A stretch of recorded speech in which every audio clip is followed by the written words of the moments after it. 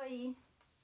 Bem, lembra que eu falei lá no segundo vídeo que a minha aluna assistiu um vídeo e sentiu que não ia conseguir chegar ao dedo do pé da bailarina? E aí eu fiz o comentário do patinho feio? Bem, naquele vídeo eu também falei que existem coisas de consumo que a gente pode relacionar com esse comentário. Ou seja, que aquela lógica que eu falei de ter um desejo, satisfazer imediatamente esse desejo e depois que esse desejo morra para que a gente tenha um novo desejo, estão relacionados, de certa forma, com essa sensação de insuficiência que ela relatou. Mas o que tem a ver? Bom, eu vou tentar explorar um pouco nesse vídeo essa relação e para isso eu vou usar um resumo de 4 livros do Bauman. Esses livros, um desses livros é o livro que a gente estudou no primeiro vídeo, que é o Vida para o Consumo, a Transformação de Pessoas em Mercadorias. O segundo livro é Globalização, as Consequências Humanas. O terceiro livro é A Cultura no Mundo Líquido Moderno. E o quarto livro é Identidade. Tá? Esse resumo foi feito por mim em 2016 para a produção de um trabalho de conclusão de curso na especialização em Direito Ambiental da Universidade Federal de Pelotas. O trabalho foi orientado pela professora Márcia Bertoldi, que é doutora em Globalização em Direito, e ele foi avaliado pelos professores Marcelo Apolinário, que é doutor em Direitos Fundamentais, e Fernando Azevedo, que é doutor em Direito e que também trabalha com Direito do Consumidor, dentro da graduação e dentro do mestrado em Direito da Universidade Federal de Pelotas. Como eles avaliaram esse trabalho, todos eles, eu acredito que dê pra gente estudar, tá? Bem, então eu vou ler trechos do que eu escrevi e vou fazer comentários e alguns trechos que foram escritos pelo próprio autor. Então, vou retomar só mais uma vez. O que a gente viu? A gente viu que o consumismo trabalha com a lógica de criação de desejos, satisfação imediata dos desejos, morte daqueles desejos que foram satisfeitos e criação de novos desejos. Isso para manter o dinheiro sempre trocando de mãos, que é o que deixa a economia consumista saudável, porque consumir é um ato natural. O Bauman, inclusive, faz essa diferenciação. Todo mundo consome para se alimentar, para comer, para assistir arte, música, etc. Mas o consumismo é que é esse fenômeno que ele comenta de criação de desejo, satisfação imediata do desejo, incentivo para que o desejo não satisfaça por muito tempo, ou seja, que esse desejo morra, para que a gente tenha um novo desejo que deve ser imediatamente satisfeito. Tá? Então, isso foi o que a gente viu no primeiro vídeo. Bem, importa ressaltar que o consumismo associa dignidade humana à felicidade individual, bem como associa a felicidade individual à quantia constantemente renovada de desejos potencialmente atingíveis por intermédio do consumo. Tá? Ou seja, satisfazer o desejo, né? Tem o desejo. Satisfazer o desejo significa o quê? Felicidade. Então a gente faz essa associação entre consumir e ser feliz. Satisfazer os desejos de consumo com felicidade. Essa parte tinha sido eu escrevi, agora eu vou ler um trechinho do autor. Os que não podem agir de acordo com os desejos induzidos são apresentados todos os dias ao olhar deslumbrado daqueles que podem. O consumo excessivo, aprendem eles, é sinal de sucesso, uma autoestrada que conduz ao aplauso público e à fama. Eles também aprendem que possuir e consumir certos objetos e praticar determinados estilos de vida são a condição necessária para a felicidade.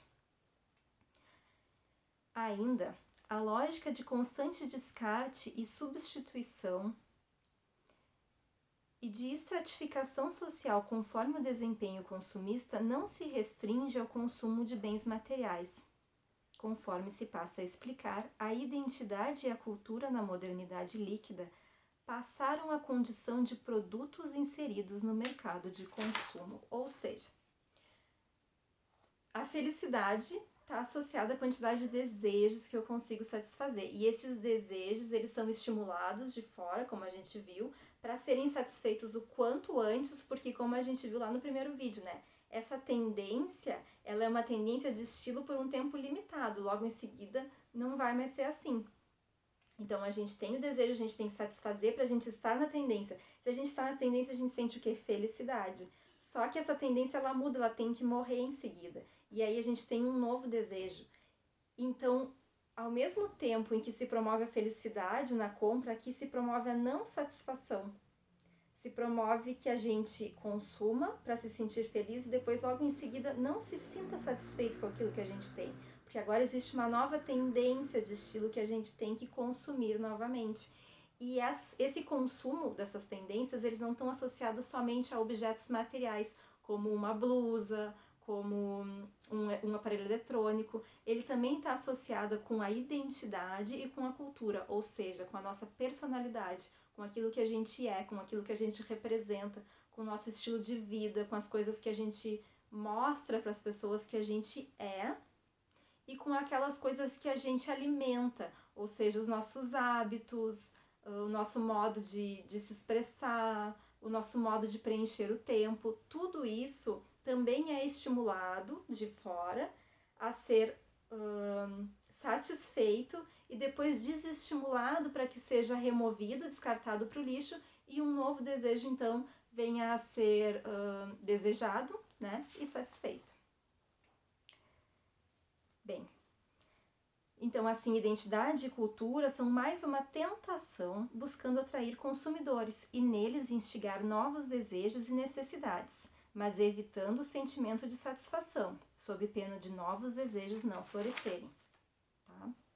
Deste modo, a predileção cultural sujeita-se à moda, ou seja, os vídeos de dança, o figurino da dança, a maquiagem da dança, o cabelo, a unha, a música, as músicas que estão na moda, os estilos, o folclore, os lugares, os eventos, tudo isso se sujeita também à moda. Por quê? Porque a dança é cultura, né? E o nosso posicionamento, ou seja, o que a gente mostra, a nossa arte, né?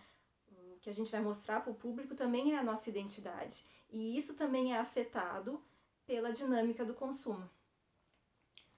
Então, a predileção cultural sujeita-se à moda, que determina não só a utilização de símbolos daquilo que está na vanguarda de tendência, ou seja, o que é um símbolo da vanguarda? Por exemplo, o batom que eu uso, por exemplo, o figurino que eu estou usando, né? Como que é o cabelo. Isso são símbolos, porque uma pessoa bota o olho, ela já identifica. Ela não precisa ver a tua dança, ela pode te encontrar ali nos bastidores, ela coloca o olho, ela já reconhece. É um símbolo. Mas também o descarte imediato daquilo que já saiu de moda. Então, por exemplo, se está fora de moda determinado material do figurino e a pessoa aparece com aquele figurino que está taxado como fora de moda, quando a gente coloca o olho a gente também sente, né? E aí é que vem a questão do consumismo. Quando as pessoas colocam o olho em ti e tu tá com quais símbolos, a gente sente a reação das pessoas, né? Atualmente, a moda apresenta-se como um propulsor de revoluções permanentes e intermináveis nos estilos de vida, sob pena de um indivíduo cuja identidade não se assemelhar à de um camaleão incorrer numa catástrofe pessoal causada por fatores sociais impessoais. Sendo assim, bens materiais, identidade e cultura atualmente sujeitam-se à aquisição, descarte e substituição. Essa dinâmica acaba por transformar os próprios membros da sociedade de consumo em mercadorias responsáveis individualmente pela sua vendabilidade. Ou seja, sentindo isso, né, de que com determinados símbolos a gente tem um determinado tratamento e com outros símbolos a gente tem outros tratamentos, a gente tem a responsabilidade de se tornar uma mercadoria que seja atraente para a venda. A gente se sente assim para quê? Para que a gente tenha aquela felicidade, ou seja, satisfazer o desejo é sinônimo de felicidade. Então, se o desejo é determinado figurino, eu tenho esse desejo, eu estou feliz, né? E se eu não tenho esse desejo, bom, a gente já viu que a gente é estigmatizado, vamos dizer assim, é uma palavra que eu acho que eu não usei essa palavra, mas que serve agora nesse momento para elucidar. E aí, de quem é a responsabilidade por se tornar desejável? Nossa. Desse modo, sendo a adaptabilidade a única condição para não se tornar obsoleto, lembrando que comodidade é um fator catalisador de exclusão social, o consumidor deve obter novas versões de si mesmo e reformar ou substituir as versões defasadas para permanecer socialmente desejável. Então, bem, por isso que ela sente isso, né? Porque ela sente que a versão dela, a versão que ela existe, está defasada, que ela teria que atualizar a versão para se tornar desejável. Só que eu não recomendo que se faça isso. Eu acho que é mais permanente fazer uma busca por autoconhecimento mesmo, assim, saber o que tu gosta na dança, qual é a tua identidade, né? Como tu gostaria de se expressar, porque assim essa felicidade ela vai ser muito mais permanente do que essa eterna busca para conseguir alcançar. E isso não significa que a gente não vai consumir, muito pelo contrário, significa que a gente vai consumir com mais responsabilidade pessoal, porque aí a gente vai consumir os figurinos que a gente realmente gosta, a gente vai consumir a maquiagem que a gente realmente acha que fica bem, a gente vai colocar a música que realmente nos toca, né? Então a gente vai ter mais como se fosse um mapa pessoal para fazer as escolhas. Bom, aí eu vou terminar com uma frase do Bauman, né? Que é: se você não quer afundar, deve continuar surfando, ou seja, continuar mudando, com tanta frequência quanto possível. O guarda-roupa, a mobília, o papel de parede, a aparência e os hábitos. Em suma, você. Então, existe esse incentivo para que a gente mude. E mudar é uma coisa boa, né? Mas a gente deve mudar para se transformar naquilo que a gente realmente é, naquilo que a gente quer ser, né? A melhor versão de nós mesmos. E não necessariamente vai ser a versão que está sendo estimulada. Então, estar consciente dessas dinâmicas eu acho que é bem legal pra gente seguir o nosso caminho pela dança. Seja nos figurinos, nas bailarinas inspiradoras, seja nas professoras, nos eventos, etc. Tá bem? Beijão!